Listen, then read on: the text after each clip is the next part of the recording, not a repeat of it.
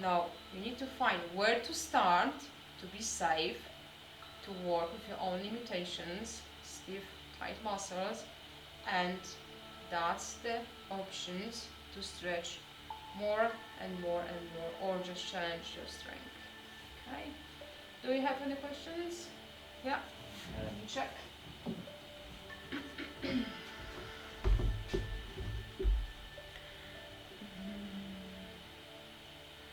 Why is flexibility such a huge goal for so many?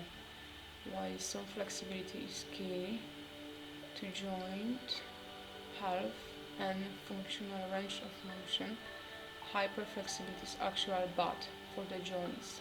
No, I see all of this yoga advertisement with teachers demonstrating what for most is impossible. What is the benefit to being so flexible? Most things in daily life only require minimal flexibility. It's from Rebecca. Uh-huh. Okay, so that's the end of the question, or the next one as well. So sure, it looks pretty, but unless you are dancer, there are benefits. Do you feel this is a determinant to yoga as a healthy practice, or a goal most should be straining towards? Exactly.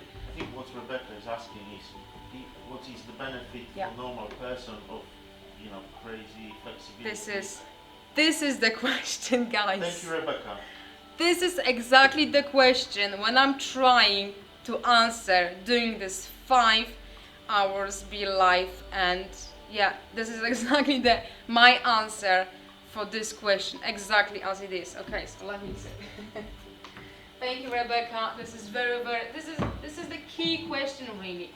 Why, or do we need to do yoga? And yeah, do we need this super flexibility, amazing poses? Exactly. My way to yoga is to be more flexible, stronger, and happy and relaxed. Especially if you're mom and you have husband around. You need to have the peace of mind, and yoga really does that. So that's the troublemaker.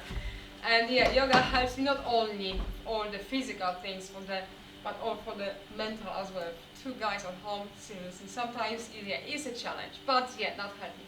Okay, so do we need the flexibility? Yes, for sure. Why? We need the flexibility to keep the right range of movement in all your joints. Okay, if I'm dancer, acrobatic, gymnastic, some professional athletes, yes, okay. But do I need to? Yes, you still do. Because sometimes you just do some movement, all of a sudden you're just reaching for something or awkward position and pain. Something pop, muscles, tendon, the disc is just compressed somewhere in your spine because of the lack of flexibility. As much as you've got the flexibility in your body, you are injury free. End of story. And I'm the great example of that. I've done crazy things, cardio, hits, Tabata, stuff like that. If you've got flexibility, you are safe. And also, you don't have these stiff muscles. As we're young and we're moving around, if you see kids, they can't sit still for long. They need to just move. And this how our body was designed. Keep moving, keep moving. Keep the muscles working. Work with this range of movement. Work with the flexibility and the strength. And as we're getting older, it's just opposite. We see it much more, which means we're not using these muscles very often. And you've got the back pain, stiff shoulders, migraines. They link with muscles tight in your upper back and your neck as well.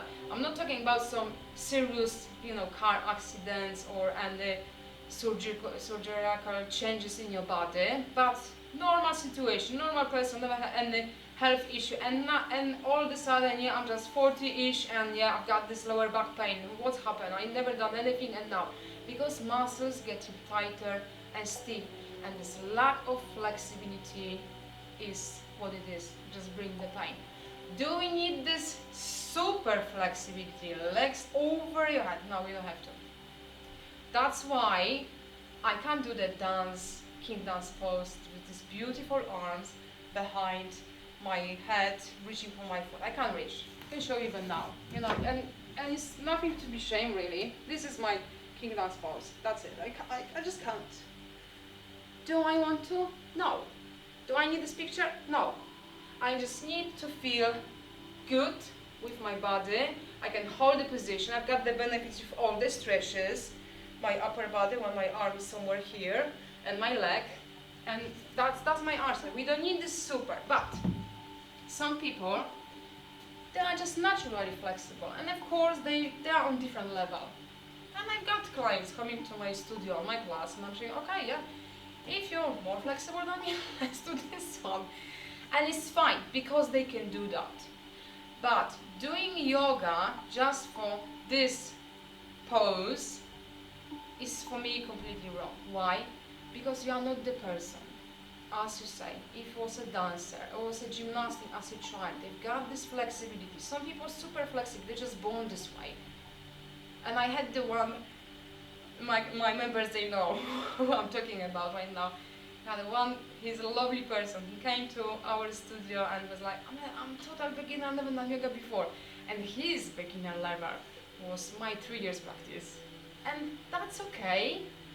So if someone can be more flexible because they've got this natural ability, that's okay. They're doing amazing things. They look amazing, pretty impressive. But is my desire? No. That's my limitation and I'm fine with that. But we need the flexibility for sure to keep your muscles the right condition, to just don't have any stiffness. When the muscles start to be tight and stiff, they're changing alignment of your joints and part of your body. So when you don't have this flexibility in your lower back, let's say, your position starts to be like this. And that affects your muscles, okay? This one's gonna be super tight and it's getting tighter and tighter, and you can see people like this. They can't be straight because year by year the muscles get tighter, never stretch, and they still working the same way. You just shorten here and weak muscles here. And takes so much time to go back to the right position. So to keep your body as was designed to move everything in the right place, you need the flexibility. Because simple as that, we just sitting most of the time. And for people who've got another fitness activities, doing some cardio, doing some personal training, runners, cyclists, any other fitness activity, as much flexibility they have, they've got the body in balance. Because when you work only for strength, you're losing the flexibility. So as many sessions you have for the strength in the gym, personal trainer or some cardio aerobic exercise, you need to bring on the table as well the stretching. Could be yoga, could be just the stretching, but when you see the yoga stretches, they are all based from yoga poses. Nobody using the name, but they are based on yoga poses. And I give a good example for the stretching the personal trainer uses for stretching the quadricep. This is this group of your muscles, including your hip flexor. Why? Because it's from this movement, flexing your hip. If it's tight, you can't stay upright. And you're still trying, so you're going to change position of your spine, and it's going to bring the pain in your lower back. That's why you need the flexibility to keep your body as was designed, okay? So the hip flexor, to stretch. You can see runners doing this, okay? But really do the work? No. If you don't understand how to stretch the muscles, you'll get this impression, I'm doing something, but it's not doing anything here. It's about muscles control. So first you need to squeeze your glutes to push your hips forward. And now you're pulling your knee back and you're bringing your foot closer. That's the way to feel the stretch. Of course, if you're not that flexible, it's gonna be somewhere here. So instead of doing this one, stand up position, I advise to go lay down on the floor bring your foot and check if you're able to grab and pull without lifting hips, because that's the sign. Hip flexor quadricep is not ready.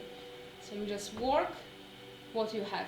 If you can't reach for your foot, just work for this level. You're still stretching the right muscles the right way. Hopefully that answer the questions. Question I can see. Well, I was trying to respond to Rebecca this morning when my phone died, because I was going to say that the primary reason is Instagram. Post photos on Instagram. Yeah. There's no other reason really. Yeah. Yeah. For me, doing yoga pose and take the picture is to show how flexible and how strong is my body. And that actually goes completely wrong way. Because right now people just copy the picture. What to do to make this position, how to improve this position, how to do to be better in this position. It's not about the position. It's about what you can do with your body. Simple as that. So, king pose. I want my arms in here, but why? That's a really good question. Do we need that? No, we don't need that. If you want to, yeah, fair enough. Got the respect for people who just got this competition with themselves. I want to do that in 3 months. Okay, that's fine. Yeah. But do we need that? No, we don't need that. But for sure, we need this basic flexibility in our body in place to feel good, healthy, and pain injury free. Okay. Do we have any other questions? Not at the moment. No? So let's back to our twisted poses. Yeah. Look at one, similar as we've done on 4. Your leg here, remember moving shoulder, not only your arm like this. You can feel the stretch, but the purpose is to add this twist, okay? To work with your core. So when you ask twist, it's not pulling your arm, it's to feel benefits more than your shoulder in here or your core muscles. So let's try another twist position with your legs wide. They don't have to be that wide as mine, as long as you feel a comfortable pose. You've got your feet pointing forward as well as your knees. Again, hips the right position. And you're just bending forward to stretch your back of your legs, glutes, lower back. Spine is nice and long. You don't have to be really low. As long as your spine is long, lower back nice and flat, you can go lower with your straight legs. Let's say we're going to stay here. And again, you're trying to add this twist. Okay, when I'm moving our arm, see, my chest is still the same position.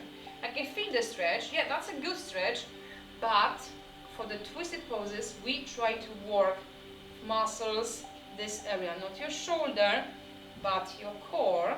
And also, as you're going deeper, you're going to feel the stretch in the opposite leg, your inner thigh.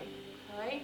So to have the benefits, you don't have to go really low. It can be even pretty high, but your spine nice and long. And you're just twisting your body like this. Inhale. Slowly exhale.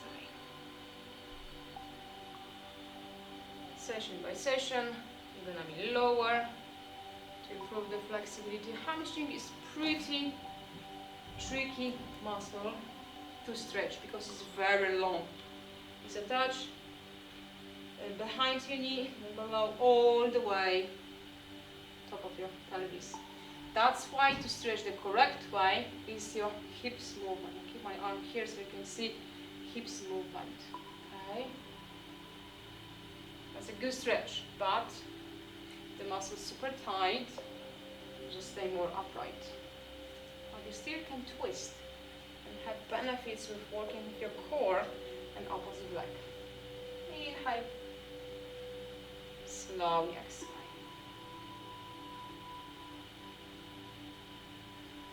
And one more. Inhale. Slowly exhale. Deeper, it's going to look like this. And again, it's not because we need to hold this position, it's Whatever flexibility in your legs, you just work what we have. Okay? So let's now stay higher. Inhale and exhale.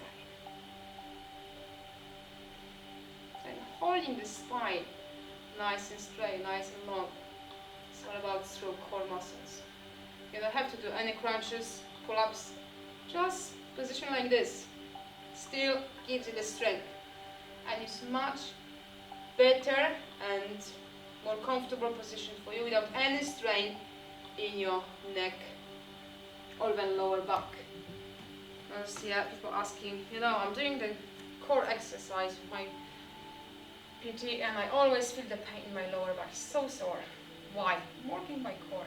If you don't have the strength already and you try to work by lifting your shoulders or your legs, you're going to use your lower back much more than your core. Why? Because body is always in the protection zone and you're still trying to lift upper or lower part. So you're going to use this shape of your lower back, just arch your shape of your back to protect and use it as a balancing point. I can show you right now. This is very important. When you lay down the floor and you don't even know how to engage muscles here, and you're trying to do crunches, lifting your shoulders first, you're going to feel pain in your neck. Why is that? Because you're lifting your head first and rest of your torso is just hanging on your neck. I can feel it even now, front of my neck. Movement needs to be from your core. As much as you engage and press lower back to the floor, that's the difference. It's from my core, I'm comfortable. It's not that much tension in my neck. Instead, doing this. You can't even keep your breaths comfortable because this is too much tension. It's like blocking your airway. The same if you're trying to bring your leg down and you're not using your muscles. This is what your body is going to do. Just use the balancing point. And that's a strength for your lower back. That's what I'm going to feel lower back as you're doing a core exercise. So better is to work how to control abs to protect my lower back. And you're coming back to the first movement on your four. Inhale, toes tuck under, arch your back, look forward or up, and exhale from your hips, because that's the way they automatically contract, getting shorter to stretch your lower back. And you're trying to keep this alignment when you're doing core exercise on the floor, on your back. Hope that makes sense. So to start, I advise to start with this one, to learn this position and feel as you make this movement, you contract your muscles, and then later on you can move down and do your core exercise on the floor. Do you have something? I can see Chad is moving, but not sure what's going on here, so let me check. How many days a week I should exercise? That's a question from Marta. Hello Marta. Good to see you are with us as well. I should exercise yoga for beginners. Can I do fitness yoga as well? Or just sessions for beginners until I will go to the next step? How important is diet? What to eat before and after session? That's another good, very, very good questions. Very good question. Very good questions, yeah. So thank you for all of them. Thank you for participating this workshop with us. So the first question, how often you should do any yoga exercise practice, whatever you call it. So if you are a total beginner, you never exercise, that's gonna be a massive shock for your body. Wow, what's going on here? So give your body time. I advise once per week first, like a better posture, something simple, easy, and not too long, like 30 minutes, because I prefer to take very small steps and instead pushing your body straight away. I know people are like, yeah, okay, I'm doing yoga and I'm gonna have to do 60 minutes today, tomorrow, and 30 days challenge. Why? You never exercised before, so why are you putting yourself for that extreme regime from the day one. You're still working with your muscles, and this is only one body you have, so just take care. Once per week as a start, and depends how your body is going to react. It's hard to say, okay, take 2-3 days rest. That's a good start. But if you're flexible, because being beginner in yoga doesn't mean you don't have this natural flexibility in your body. Some people have, and they find, yeah, that's easy. I don't feel anything right now after 2 or even next day. So yeah, as long as you don't have this, okay, feeling, I can move my arms, but I can still feel I've done the work. There's something going on here. It's not like a proper pain. It's like a pain because you've done something, like a sore muscles. So I advise, give yourself another day, because your muscles still recovering. They're still trying to recover from all these stretches and from all these exercises. And yeah, you work from this. So week by week you will find, yeah, body just get used to. You don't have this sore muscles, no more muscles ache, and add another session. 30 minutes, 2-3 days, another 30 minutes. Later on, yeah, I'm fine, so let's try 60-minute session. Of course, fitness yoga, yeah, it don't have to be for beginners, because on every single my video, I always give few options to try. And I do the same thing in my studio on every single class, because I don't want to put people on any levels. You are beginner, you are different level. Everybody has different progress. So for some people it takes so much time, for others like 2-3 weeks, and they feel already they've got more flexibility. So how do I put the labor? I don't know. You know your body the best, and you decide, okay, I'm ready for more, and yeah, you just go for the other option. It's good to try as you practice and using the videos week by week, because otherwise you don't know. Maybe your body is ready and you still, yeah, I'm going to hold the leg, let's say lower, or go with this twist a little bit less. It's good to try, because that's the way to just, yeah, no, still you don't have that much range of movement, yeah, let's go back a little bit. But always, yeah, it's good to try. So my advice is just listen to your body, and as long as you're not feeling this ache muscles, sore muscles, that's the day you can add another session.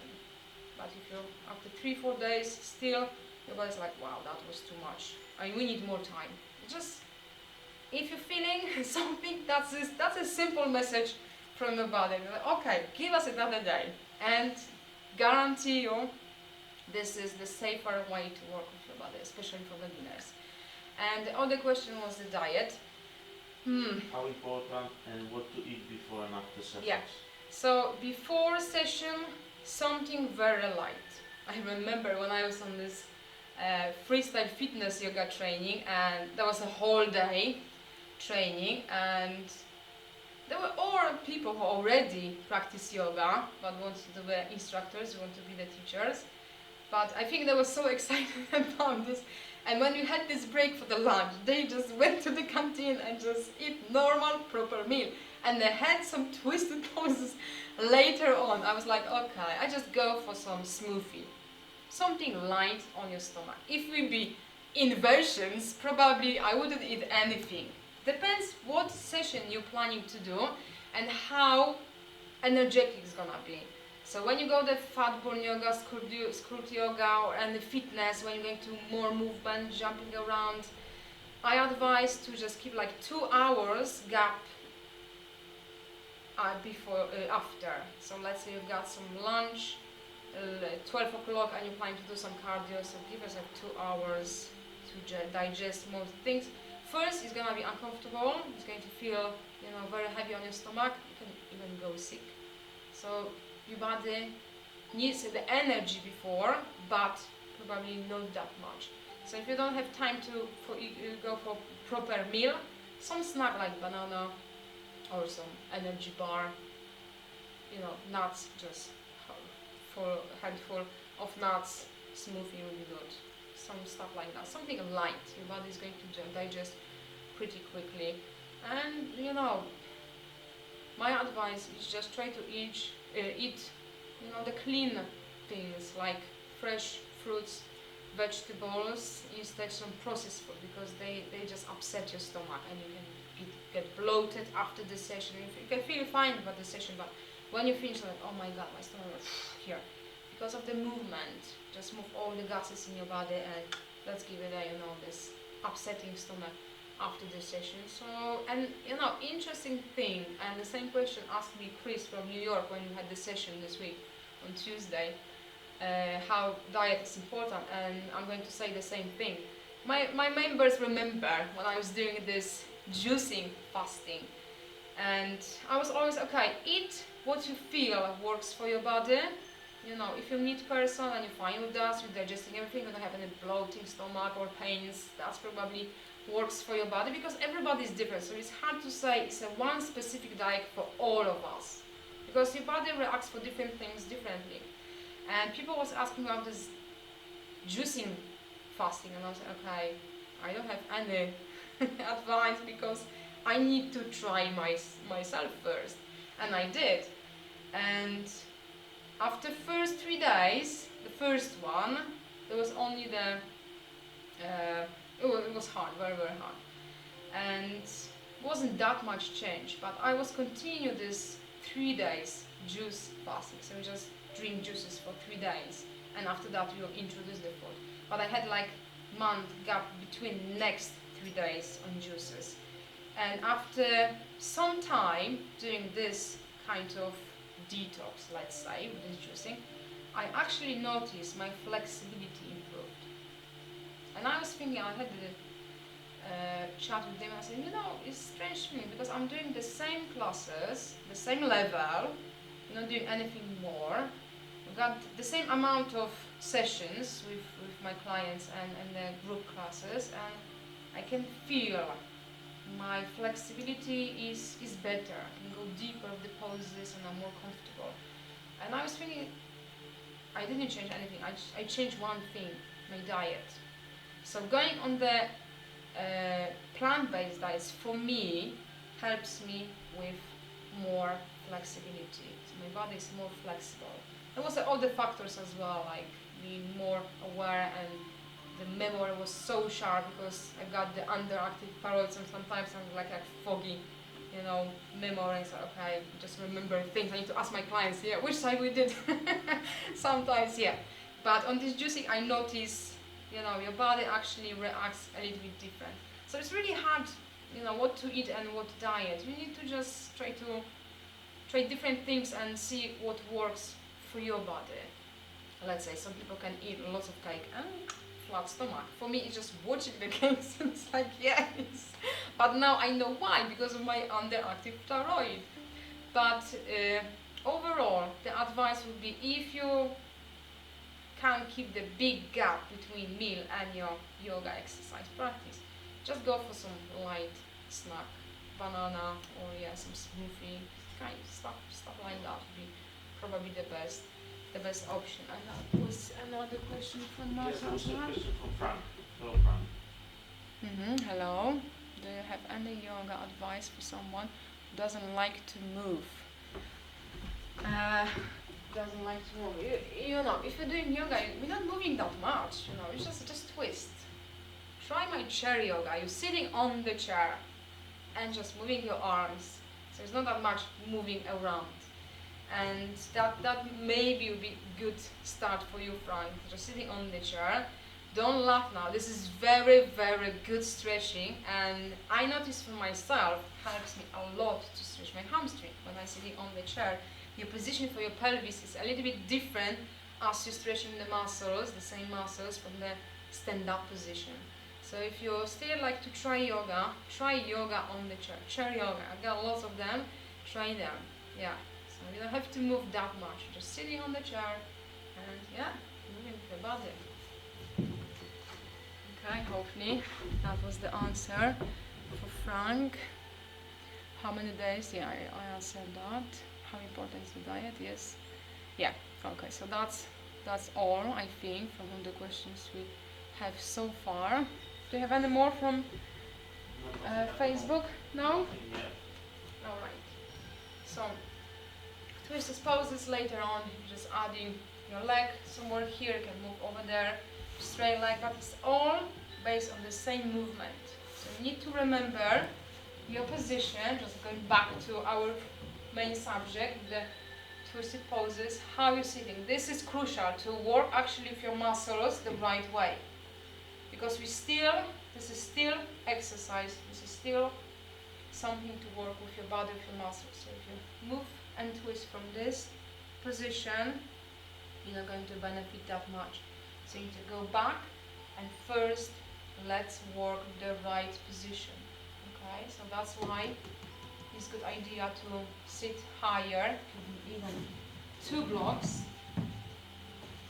or the chair. I've got few people coming for gentle yoga, and they really struggle to sit with cross legs. And I was like very uncomfortable. And I said, okay, you're going to sit on the second row. I give you the chair, and the same things what you're doing with cross legs, you can easy do the same thing sitting on the chair. And they start on the chair, and now, yeah, no problems. They're just sitting with us, doing the same thing on the floor, sitting with cross legs. So it's just a matter of time. You need to just respect and understand this is only temporary situation and takes time. Hard to say how long, because all depends, you know, how stiff your muscles, how tight your muscles are, and how gentle you are. We've got this, everybody knows this motto, no pain, no gain. It's very misleading, especially in terms of doing yoga and stretches, because when you're stretching your muscles, that's why my style is we're not holding stretches for long. We just move with your breaths, which is a good practice for your breathing pattern as well. But also, it's like you've got this tiny second to release the stretch, and you can go back for even deeper. So your body is more comfortable, because we're not holding like this traditional hatha yoga, which is holding for longer time. And why is that? Because when you're holding and you're forcing for too much, even if you don't feel pain right now, you're still feeling the stretch. One thing, your body starts to compensate. Okay? It's going to change some part of your body to avoid this force. And how your body works. You have these receptors in your muscles everywhere. And whatever you do, they send the message to your brain. So when you're stretching in this forcing level, just too much, because you're thinking, you know, as much as I push, it's going to improve my flexibility. Because as much as I weight lifting, I'm building my muscles. It's completely opposite. When you try to do the same thing when you're doing in the gym, with your stretching on the yoga mat, the receptors send the message, okay, they are crazy here, and we are in proper danger. It's gonna be damage something, so okay, help us. Keep it tighter. So your body just holds really tight muscles to protect from the damage. And you're still forcing. So what's happened when you force? Something is going to pop. It's gonna be teeny tiny damage, but when you're going to continue your yoga this the same way, one day we will do and you feel it. And that's it, end of story. Tendon, muscles, something is going to tear. And you're out of the game for some time, probably a few months. Not very pleasant. When you actually work with your muscles, I always try to give the idea where is there too much. I even ask few yoga teachers, because they came here and ask, okay, can I do some classes? Okay, but for me it's important you can work with the beginners. And they always keep saying, don't do too much. And I said, how is too much? How they know they're actually crossing this line, because it's very thin line.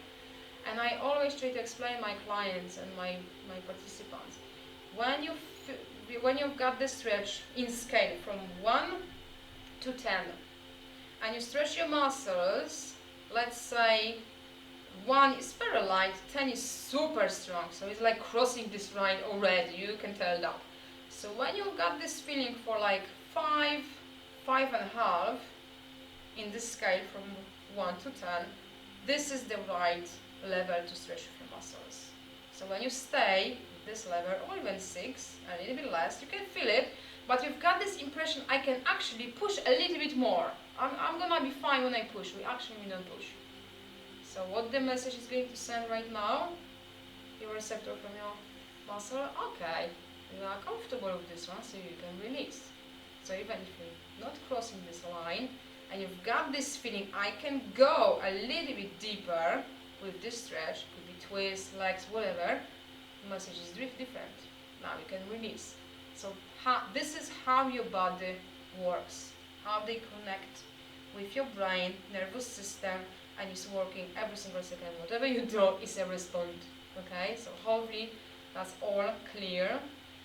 And here we have few, just quick break. And now I'm going to talk about, what is it? Back bend.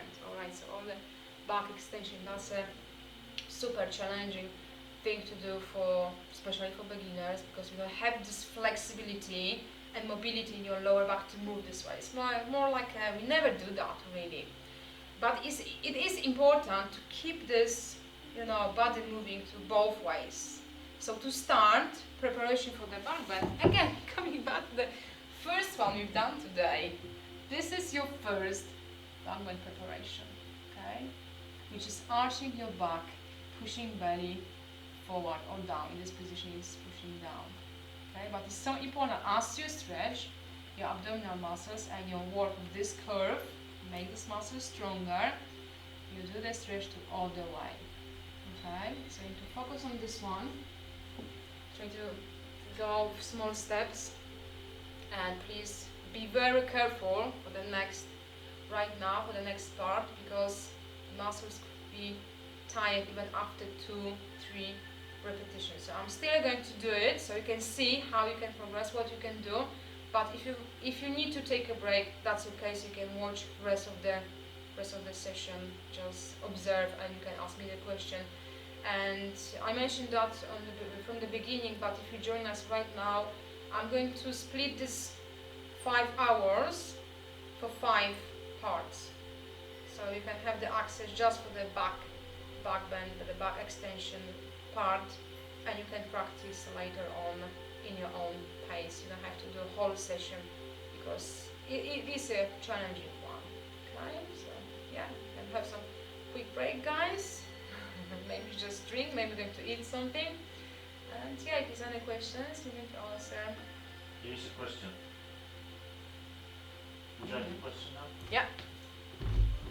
From Di, from Facebook group. Okay, Facebook group number. Should I be? Oh, hello. Oh, we've got someone new to join us already. Hello. Di, thank you for the question. And Di is asking about, should I be doing repetitions or holding and perfecting the pose, the once in a sequence of all the poses, please? Yeah, I already partly answered this question. I would like to just perfect the pose. It's about improving your muscles. Flow versus holding the Holding, pose. yes. The holding one is the foundation for all the yoga style. That was the hatha yoga, that was the holding position, and yeah, you're just holding for long.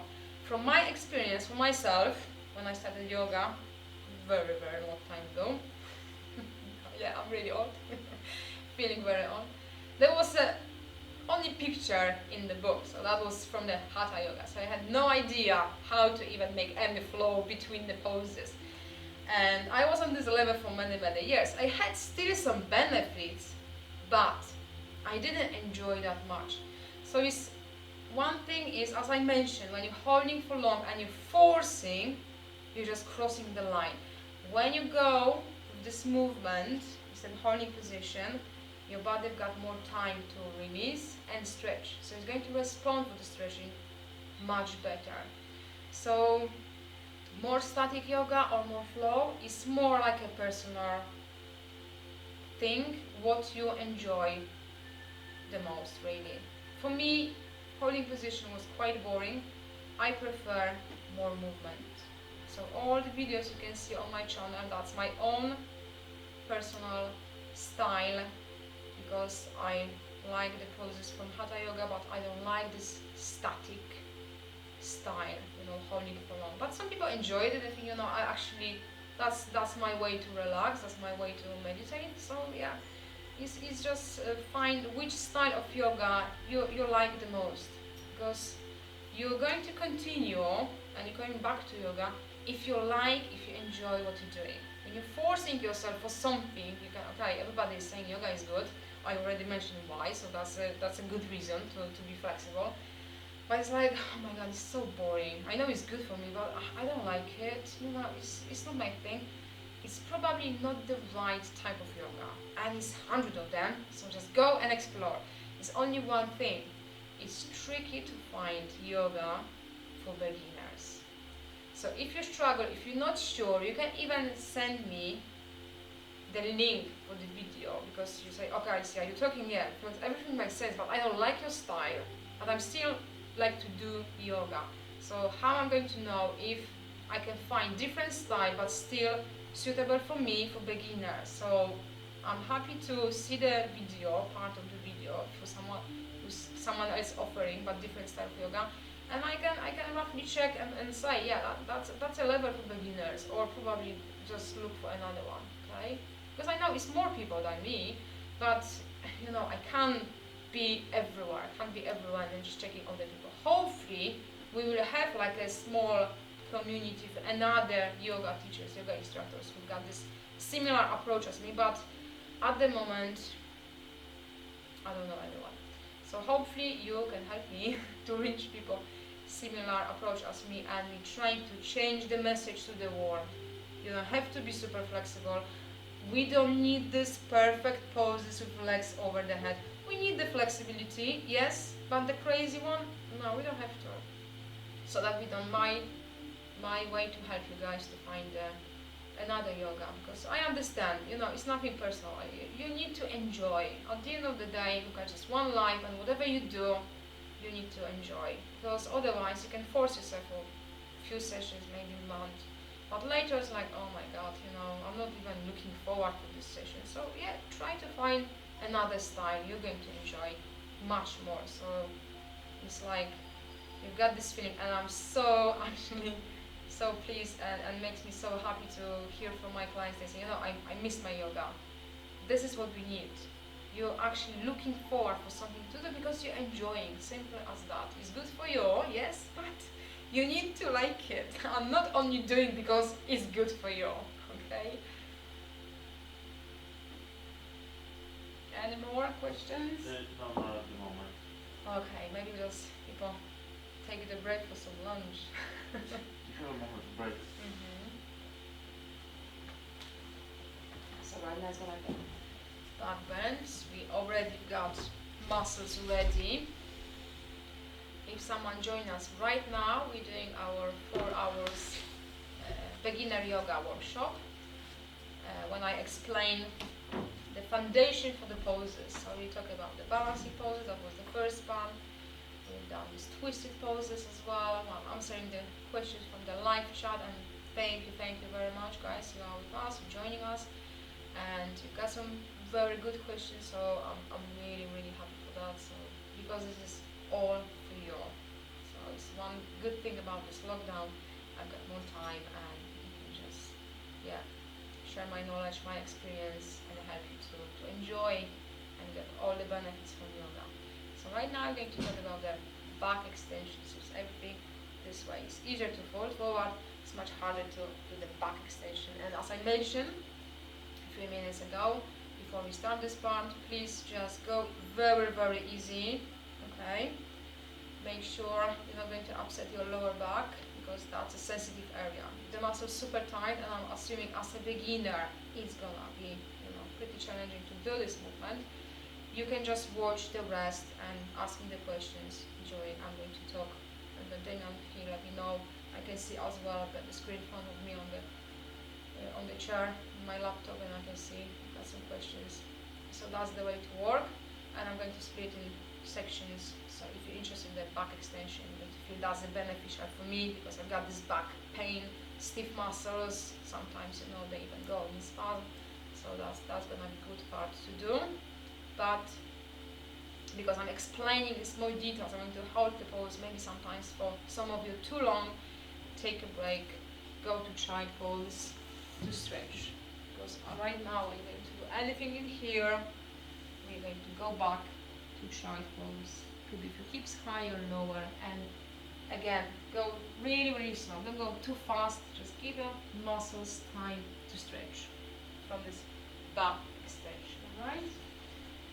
I just need another drink. I'll be back in a minute, guys.